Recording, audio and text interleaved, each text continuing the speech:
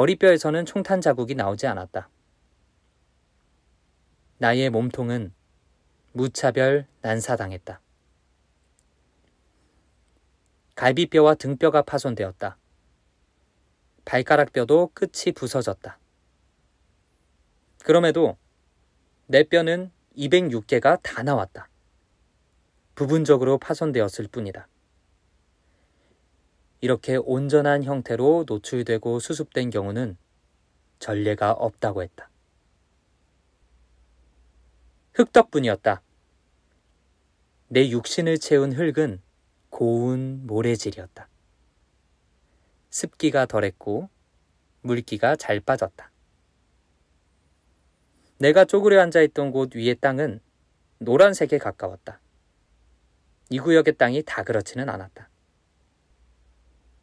나를 중심으로 남쪽과 북쪽에 있던 동료들은 흐르는 물에 뼈가 많이 훼손됐다. 흙을 털 때 뼈가 부스러져 없어지는 경우도 있었다. 206개의 뼈가 모두 나온 동료는 20명이었다. 나머지는 절반 이상의 뼈가 부식되거나 사라졌다. 허벅지나 정강이만 나온 동료들도 있었다. 내 자리에서는 사각에 군용사각 혁대 버클이 나왔다. 손바닥보다 작은 옷가지가 나왔다.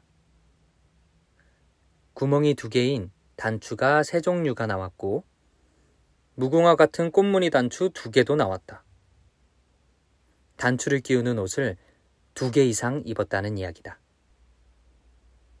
고무로 된 밑창이 발견됐는데 군화 신발 조각이라고 했다. 군화에 줄을 끼우는 구멍 2개도 나왔다. 고무창 양쪽을 헝겊으로 된 북한인민군 군화, 찌개답일 가능성이 크다고 했다. 내가 특별했을 가능성은 더더욱 커졌다. 군용 버클과 군화라니.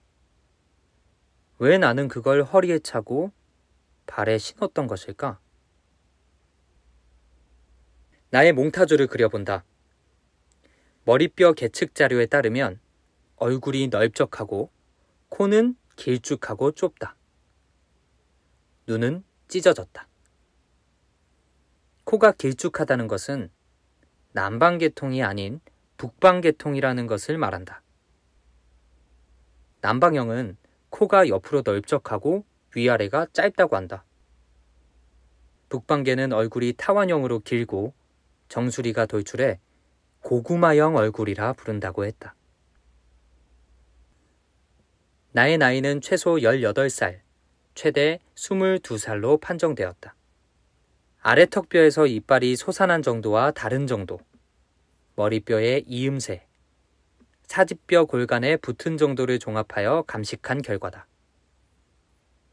골반과 머리뼈, 사지뼈, 그리고 엉치뼈의 특징으로 보건대 나는 또한 남자였다. 내가 아직 일을 많이 하지 않은 나이라는 걸 허벅지뼈가 증명했다. 허벅지뼈의 고관절 부위가 좌우로 넓고 앞뒤로 좁으면 일을 많이 한 상태라고 했다. 나는 그렇지 않았다.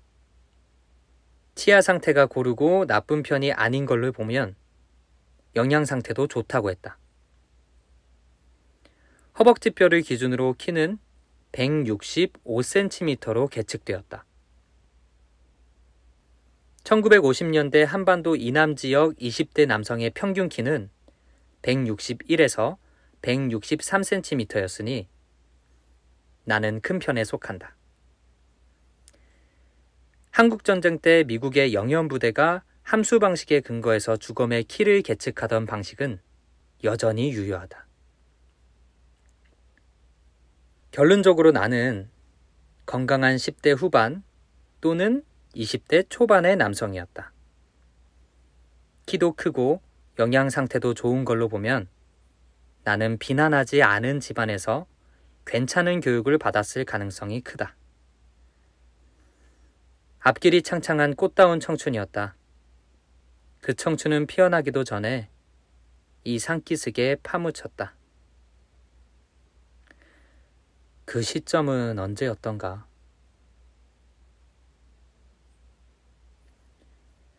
굴삭기를 앞세워 나를 찾으려 산에 왔던 사람들은 옛날 자료를 뒤졌다. 나와 동료들의 가족을 수소문했다. 살아남은 이들의 증언을 청취했다. 우리들 곁에서 쏟아져 나온 다양한 유품들을 분석했다. 그 결과 그날을 1950년 10월의 하루로 추정했다. 그날 무슨 일이 있었는가? 이제 동료들의 이야기를 들어봐야겠다.